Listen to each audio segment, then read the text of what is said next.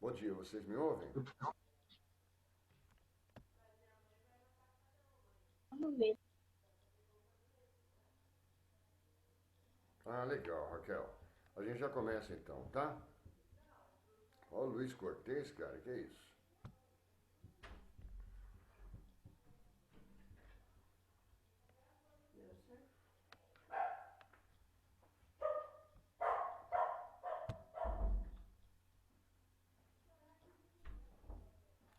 Eu aciono aqui. Tá, e quando eu quiser voltar, vamos lá. Stop share, né? Tá bom. Tá indo, né? Depois eu seguir na vida tudo pra mim hoje. Não precisa falar mais, né? Eu vou sair, vou levar o no mercado que quer de qualquer jeito. Vai. Bom dia. Podemos começar?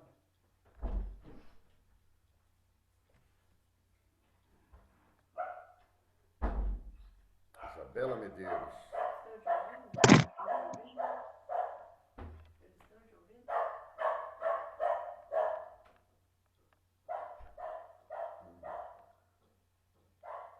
Vocês me ouvem, né? Sim, Nossa, quem é que tá falando?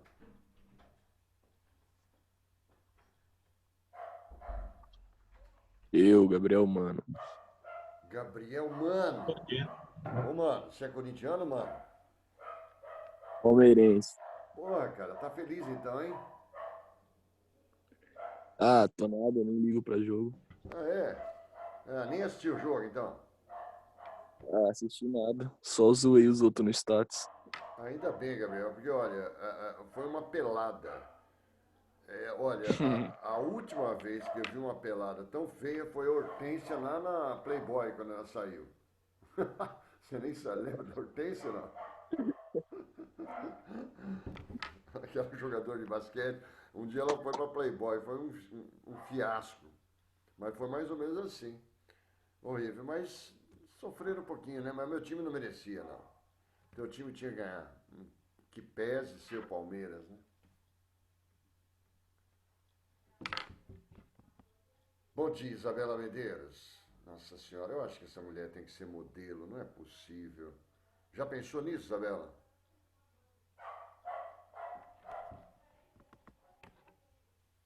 Não! Então tá bom. Então vamos pensar e aí você vai ver que vai ser legal. Não sei nem andar na rua. Que isso, imagina, sabe sim. Moçada, eu acho que eu estou esperando aqui dar umas 10 horas para a gente começar. Olha o João Pedro aí. E o Vinícius, é o Vinícius, né? É o Vinícius Másio, maravilhoso. Obrigado, viu, Vinícius. Se você puder de novo, sem te explorar, mas te explorando, eu agradeço. Sempre, sempre. Nós vamos falar um pouquinho sobre sociologia brasileira, tá, moçada? Tá lá no seu livro, não há problema nenhum. Eu coloquei aí a, lá no material de apoio tem basicamente o que nós estamos falando, vai ser hoje, a semana que vem, mas é legal, é legal. A gente vai discutir um pouquinho do que é o brasileiro, falar um pouquinho da sociologia do Brasil, só dá às 10 horas aqui a gente começa, tá bom? Tá bom, Caroline? É Carolina ou Caroline? E você, Rodrigo? Tá tudo bem, bicho? Raquel, Tudo. tá triste, bicho? Não, eu disse que tá tudo bem. Mas não tá triste, né? Não, Não, mas também não tá feliz, né? mais Não. ou menos. Não, não. Tá feio. Chegamos a 100 mil mortes, né?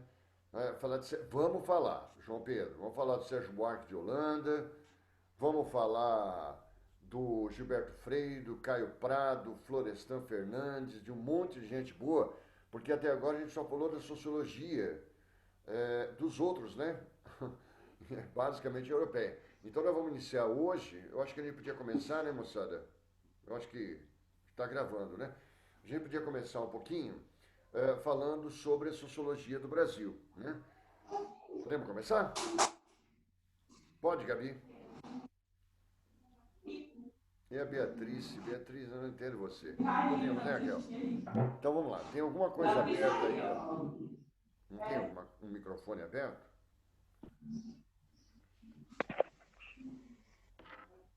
Sim, Gabi Samarco. É a Gabi Samarco. Então vamos lá, moçada. Deixa eu só falar para vocês. Vou começar então, tá, Gabi? É, nós falamos até agora de sociólogos clássicos, né? Quando a gente observa, por exemplo, a origem da sociologia, a origem, eu falei para você, Gabi, eu acho que está aberto alguma coisa aí. Eu falei para você que a origem da sociologia, ela está basicamente lá na Revolução Industrial, no Iluminismo, na Revolução Francesa, mas principalmente na Revolução Tem que Industrial. passear com ele, mas ele não aguenta andar. Como é que eu faço com a Gabi? Eu bato nela?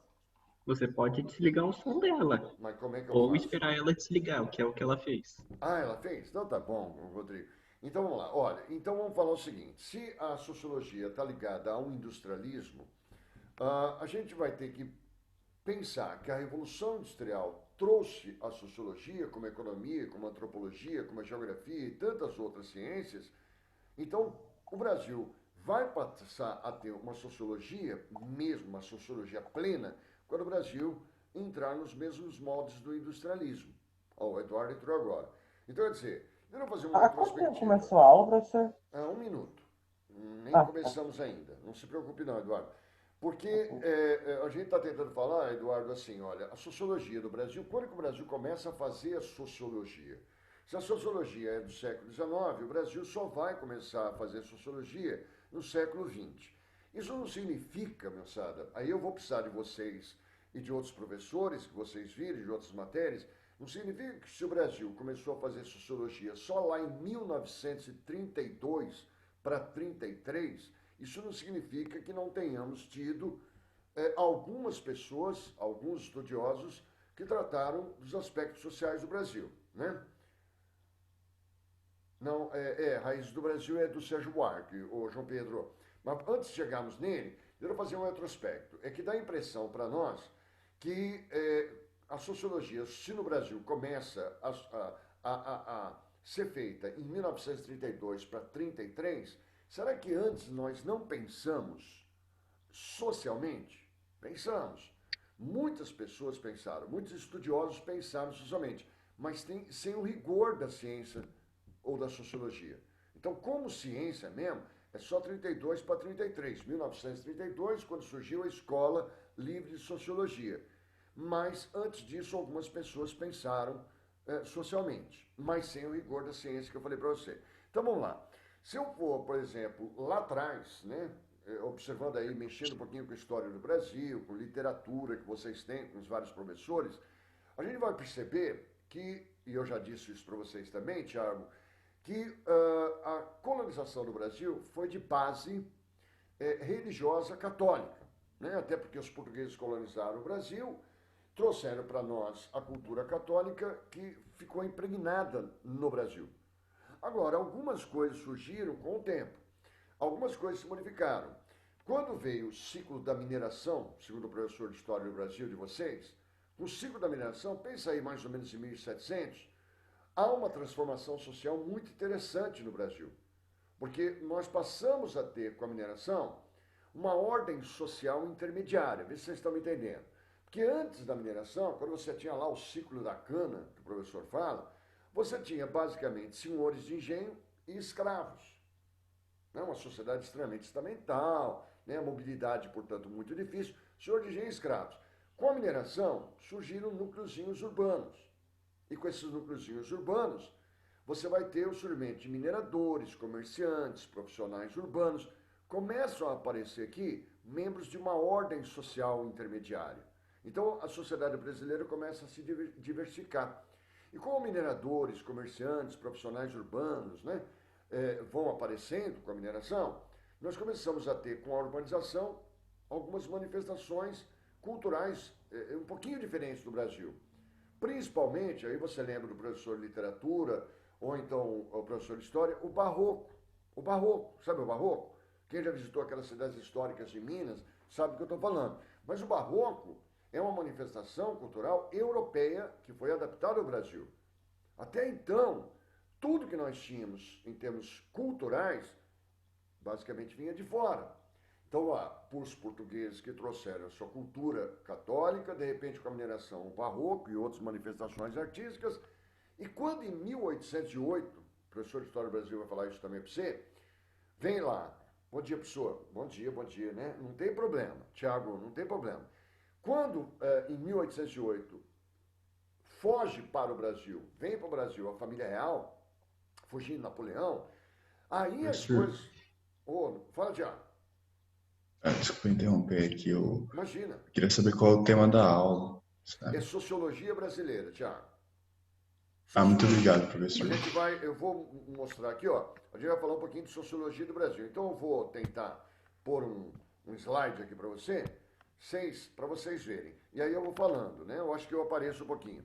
Quando a família real vem para o Brasil, não sei se eu acertei aqui. Ah, olha aí, ó, esse é o tema, tá? Posso deixar assim? Pode, né? Quando a família real vem ao Brasil, você mesmo viu o professor falar, os professores, que aí as coisas vão se multiplicar um pouquinho mais, né? Porque com a vinda da família real, você vai ter aqui a abertura dos portos do Brasil às nações amigas, a gente sabe que é na Inglaterra, vem a imprensa real, vem o Banco do Brasil, vem a Faculdade do Rio de Janeiro, vem a Biblioteca Real, que hoje é a Biblioteca Nacional, a maior biblioteca da América do Sul, está lá no Rio de Janeiro. Você tem centros cirúrgicos na Bahia, no Rio de Janeiro. Então, com a vinda da família real, com a mudança da corte portuguesa para cá, para o Brasil, na verdade, a dinâmica brasileira, social e cultural, se tornou muito mais interessante. Porém, ainda não era algo brasileiro. Dá para entender? Quer dizer, até então tudo veio de fora, mesmo com a família real. Foi assim lá no Brasil Colônia da Cana, foi assim com a mineração, agora com a família real, se bem que diversificou.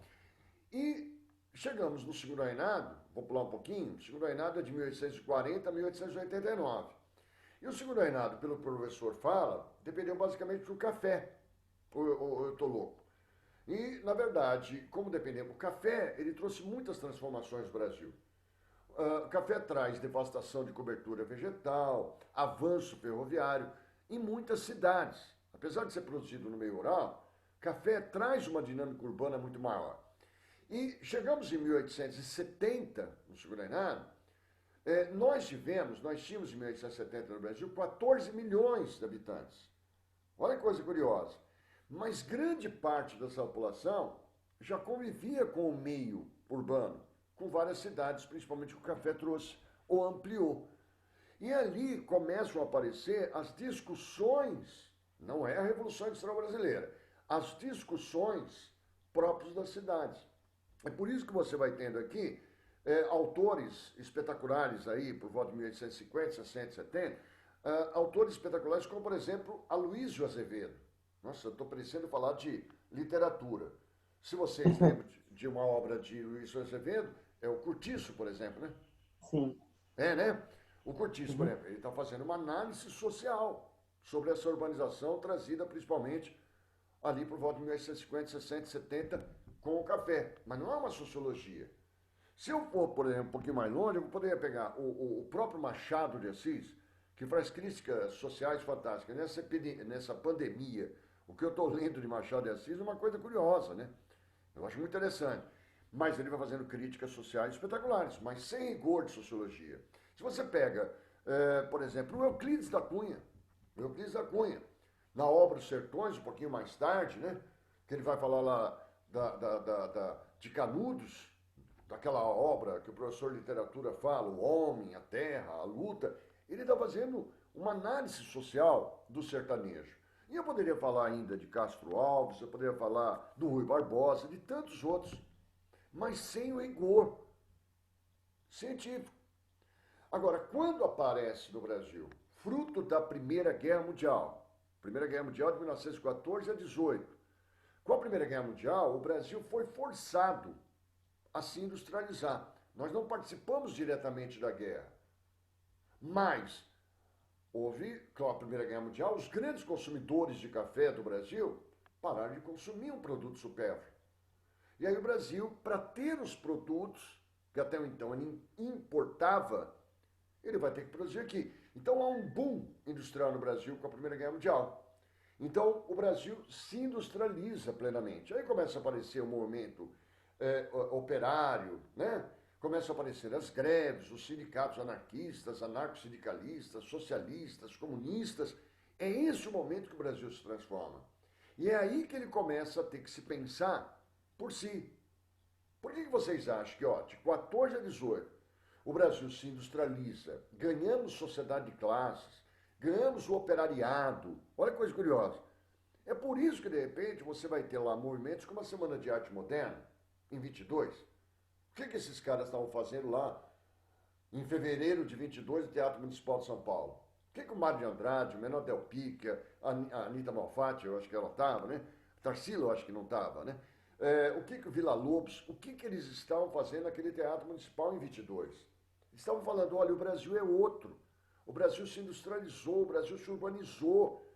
O Brasil tem que se pensar por si mesmo. Eles estavam chamando a atenção. Até agora tudo veio de fora. Agora nós temos que nos pensar. Logo em seguida veio o movimento elitista. E em 30 vem a Revolução de 30, que vai acabar com a República das Oligarquias, a Primeira República em si, a República Velha. E o Brasil vai ter que, com Getúlio Vargas em 30, se industrializar de vez. É aí que o Brasil, com a Primeira Guerra Mundial, com a Revolução de 30, buscando o caminho industrial, o Brasil vai ter que falar assim, eu tenho que pensar-me. E aí vem, socialmente, não mais aqueles estudos fortuitos de literatas. Surge a Escola Livre de Sociologia, em 32 para 33. Então você vê, aquilo que o Conte estava falando lá em 1850, o Brasil só vai começar a pensar em ter uma sociologia própria em 1932 para 33. Logo em seguida, em 34, vem a USP, Universidade de São Paulo, que foi fundada, e essa Escola Livre de Sociologia, que surgiu em 32 para 33, se incorpora à USP. É aí que o Brasil vai ter os seus sociólogos. Acho que eu estou falando demais, né? Então vamos brincar um pouquinho. Vamos lá. É aí que o Brasil vai começar a pensar o que é o brasileiro. Alguém já percebeu, eu não sei se eu já falei isso, eu acho que eu falei para você, brasileiro, não me parece, desculpa, vamos fazer um pouquinho de sociologia ao vivo. Assim, pensar junto. Brasileiro, outro dia eu acho que eu falei para você o seguinte, brasileiro não é nome de nacionalidade, brasileiro, brasileira. Alguém lembra disso? Eiro, eira, não é sufixo de nacionalidade. Ó, pense comigo. Eiro, eira, é sufixo de profissão. Alguém já tinha pensado nisso? Alguém pode falar comigo? Pensou nisso já, Tiago? Já? Na verdade, o brasileiro poderia chamar brasiliano ou brasiliana, mas eiro é sufixo de profissão. Brasil, leiro, é aquele que explorava o pau-brasil, vamos pensar assim. Né? E geralmente, se você for observar, eiro é sufixo de profissão não muito considerada. Né? Muambeiro, às vezes nem profissão é o macumbeiro, quando é profissão? O pedreiro, o enfermeiro, que ainda é desconsiderado, agora a gente vai valorizar. O engenheiro passou a ser valorizado recentemente, porque não era. Né? Se você for observar, normalmente o eiro é sufixo de alguma atividade, muitas vezes ilícita. Né? Bom, mas de qualquer forma o brasileiro está aí. E o que é o brasileiro? Se eu fosse chegar para vocês, antes de olhar aqui na sociologia, nos nomes que o João Pedro deseja, você já pensou o que é o brasileiro? Quais as características do brasileiro? Deixa eu apontar algumas aqui. Você poderia discordar? Os microfones de vocês estão abertos? Você pode falar comigo ou não? Professor, Fala, ele João. ele é do brasileiro, ele é o brasileiro original, o Fernando falou lá, ele Sim, falou do é. brasileiro, o jeitinho brasileiro lá. É.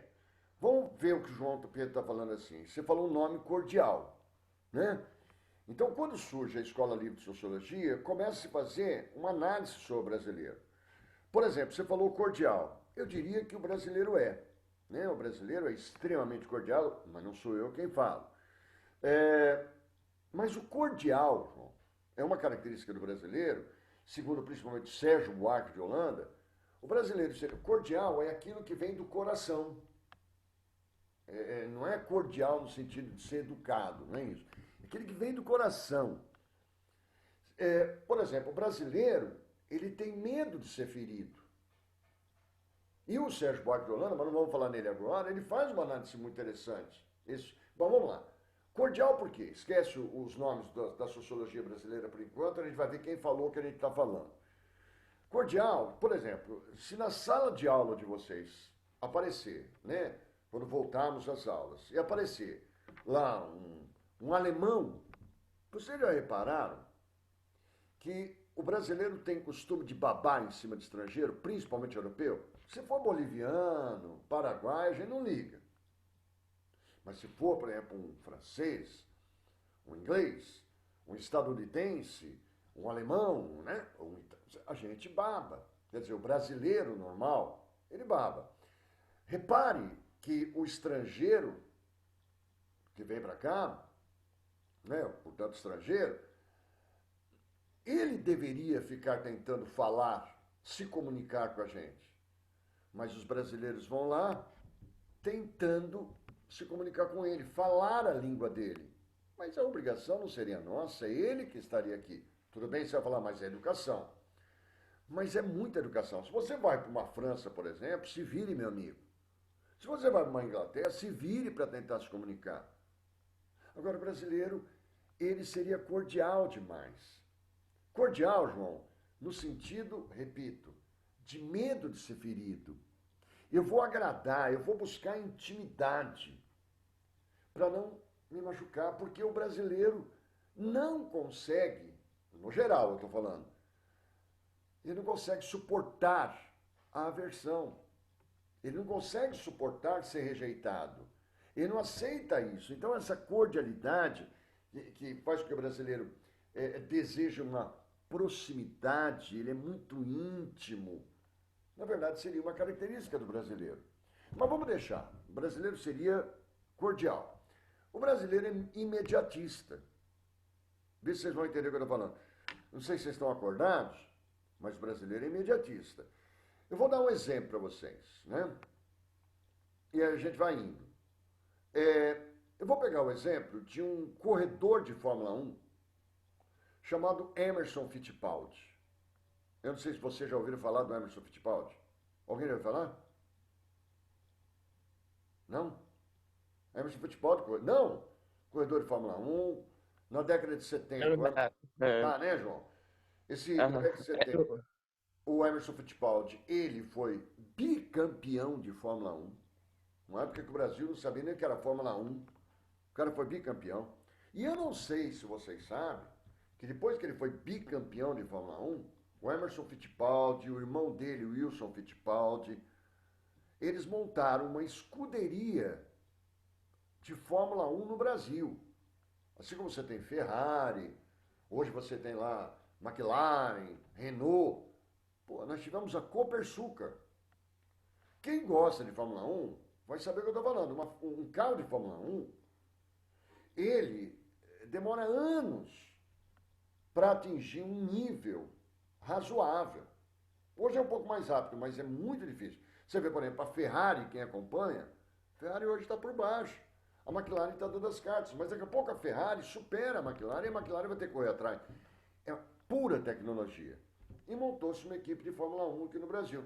Emerson Fittipaldi estava com moral, bicampeão mundial, montou a Copersucar.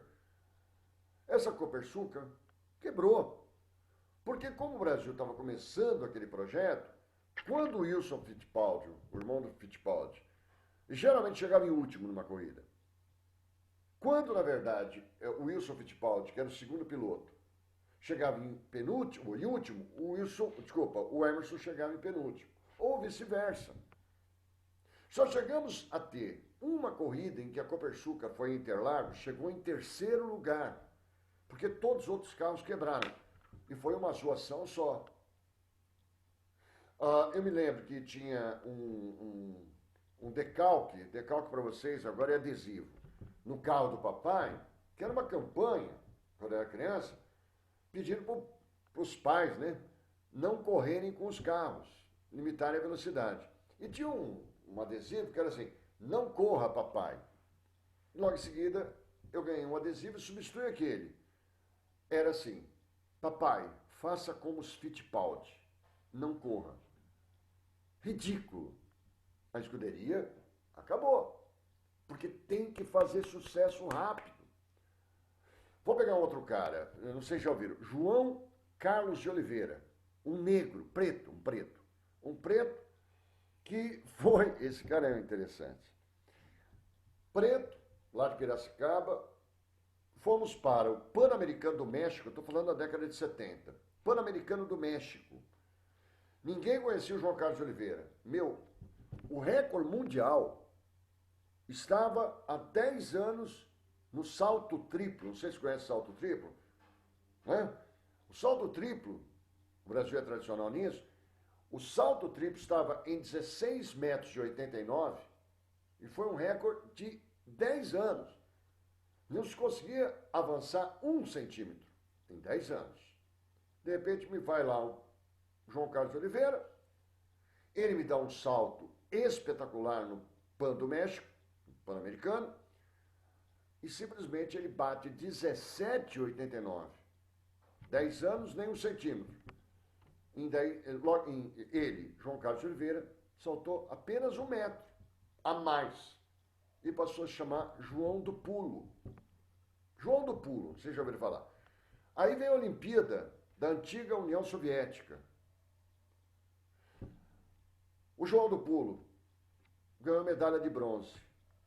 Aí ele passou a ser chamado no Brasil de, não João do Pulo, mas do João de um Pulo. Foi só aquele no México. Morreu em desgraça, num acidente automobilístico, alcoolizado. Tem que fazer sucesso. A sorte, desculpa, talvez você não me compreenda, a sorte do Ayrton Senna, horrível que eu vou falar, foi ter, falando em Fórmula 1, ele sofreu daquele acidente, porque ele se perpetuou. O Tom Jobim, compositor, que morreu também, ele falou uma coisa muito interessante uma vez. Ele falou assim, ó, fazer sucesso no Brasil é perigoso. Porque você tem que fazer sucesso sempre. Aliás, ele falou uma outra frase interessante, Tom Jobim, ele só fez grande sucesso quando ele foi morar nos Estados Unidos, onde ele falou assim, morar nos Estados Unidos é bom, mas é uma droga. Morar no Brasil é uma droga, mas é bom. Brasil, entenderam o que ele falou? Morar fora do Brasil é uma droga, é bom, mas é uma droga. Morar no Brasil é uma droga, mas é bom. Porque aqui no Brasil, sucesso tem que ser contínuo. Eu poderia citar pessoas próximas, né, mais da época de vocês. Por exemplo, a seleção brasileira é pentacampeã. Quando em 98 nós ficamos em segundo lugar, perdemos para a França, para 65% dos brasileiros não valeu nada. O Rubinho Barrichello é zoado até hoje. Mas foi um cara que, eu acho que agora está perdendo o recorde, mas correu na Fórmula 1, não pode ser tão ruim. Então, é o imediatismo. Cordial, imediato, musical. O brasileiro é muito musical, né? Tá muito chato o papo. Você pode perceber, por exemplo, o brasileiro às vezes está lá, marcha fúnebre, o cara tá batendo o pezinho. Ele gosta de dançar, ele gosta. Mas de onde vem isso? Essa musicalidade toda, né? Essa cordialidade, esse imediatismo. O brasileiro é super criativo. Aliás, por quê? Somos, o brasileiro é o homem. Ixi, 10 minutos? Poxa, eu falei tanto assim já. O brasileiro é criativo, porque parece que tudo na história é contra ele. Então ele tem que fazer as suas gambiarras. Ele tem que ter, senão ele não sobrevive. Ele não dribla as leis. Odiamos guerra. O brasileiro não gosta de guerra, talvez porque, na verdade, ele tenha sido levado a isso. Nós somos dependentes. Eu não sei que momento vocês estão em história do Brasil. Nós adoramos a dependência, o brasileiro geral. O brasileiro, ele tem uma capacidade espetacular de obedecer e de mandar. Quando ele vê alguém que ele considera superior a ele obedece. Quando ele vê alguém que ele considera menor, ele quer mandar.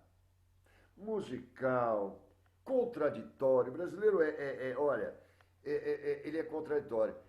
Para o brasileiro, por exemplo, uma pesquisa que foi feita recentemente, é o povo em que mais a morte dói. Mas nós acabamos de estar aí com mais de 101 mil vítimas até ontem da pandemia do coronavírus, da Covid. De repente, muitos falam assim, normal. Então, quer dizer, ele é contraditório. Ele é contraditório, por exemplo. Né? Quando, por exemplo, você pergunta para ele, você é feliz? Você sabia que o povo brasileiro é considerado o segundo povo mais feliz do mundo? O segundo. O primeiro é lá do Butão, você já ouviu falar. Agora, o brasileiro é o segundo mais feliz do mundo, mas é considerado o terceiro mais infeliz do mundo.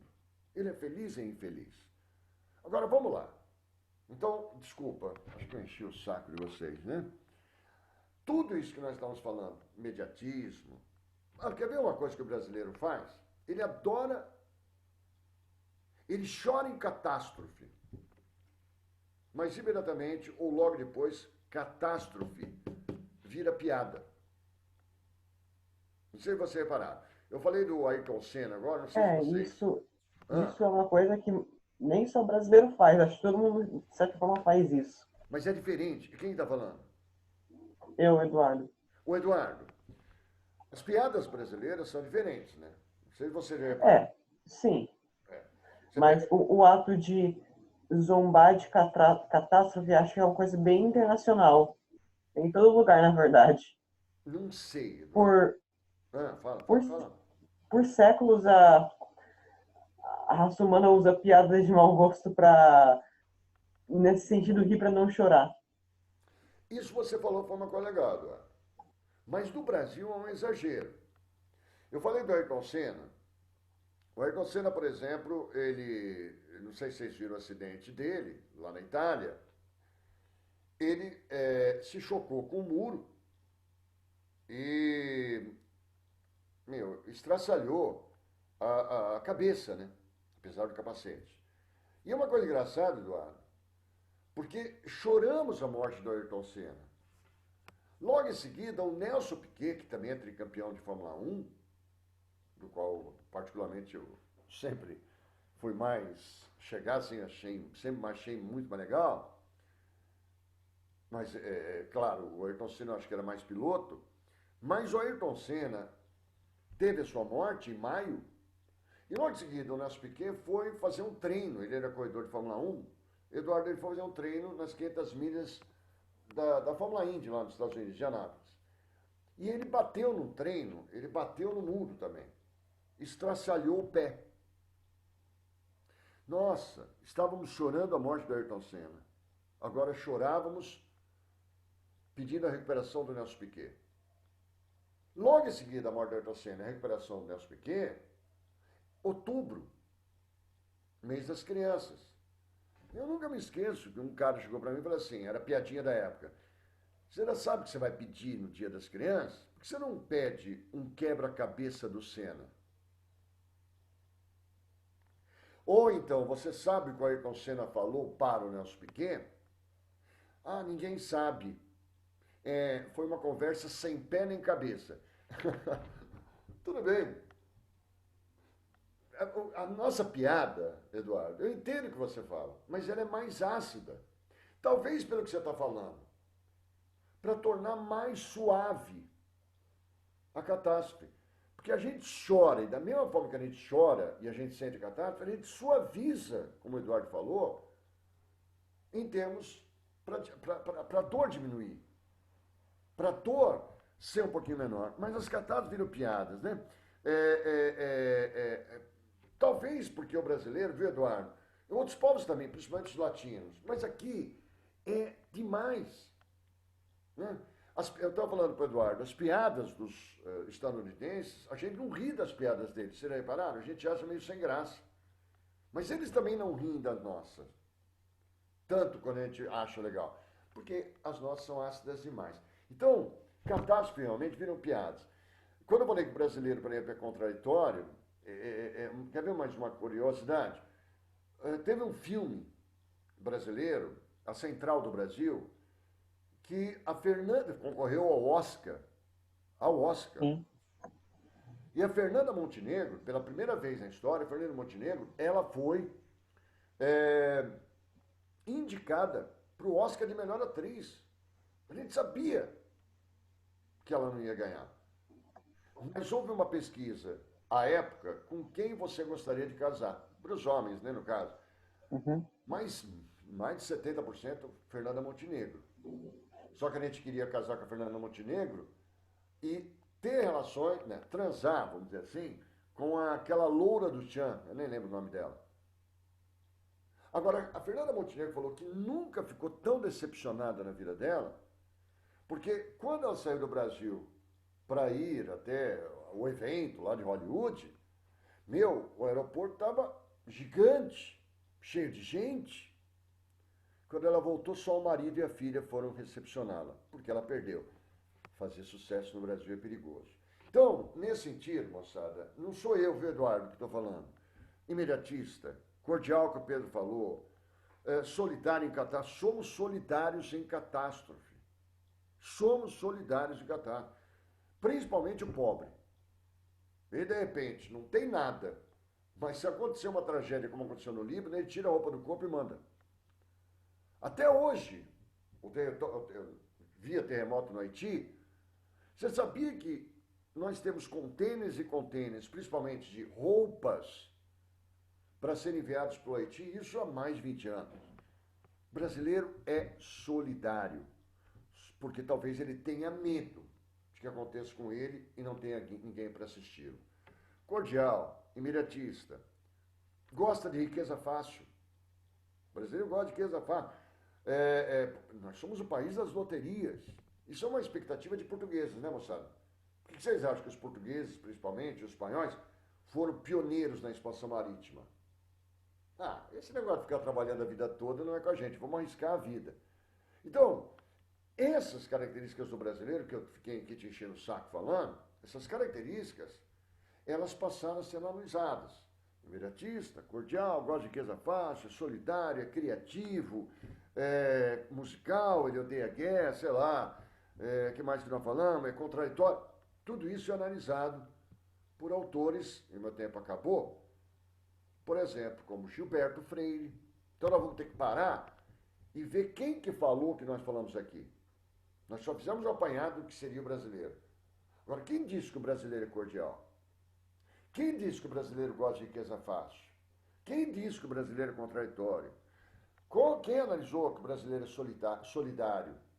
Aí nós vamos passar para os grandes nomes da sociologia brasileira. Acabou meu tempo. Nós vamos falar de Gilberto Freire, Sérgio Buarque de Holanda, Caio Prado Júnior, Celso Furtado, Darcy Ribeiro, Florestan Fernandes. Mas isso a gente vai fazer muito lentamente. Eu tive a impressão que eu enchi o saco, senhor, né? Só avisando menos de um minuto, então. Então, Rodrigo, vamos fechar. Mas, por enquanto, só jogamos características do brasileiro. Vocês vão pensando e na semana que vem a gente vai falar. Quem que falou tudo isso? Não fui eu. Os sociólogos brasileiros que foram analisar esse brasileiro que é sui generis.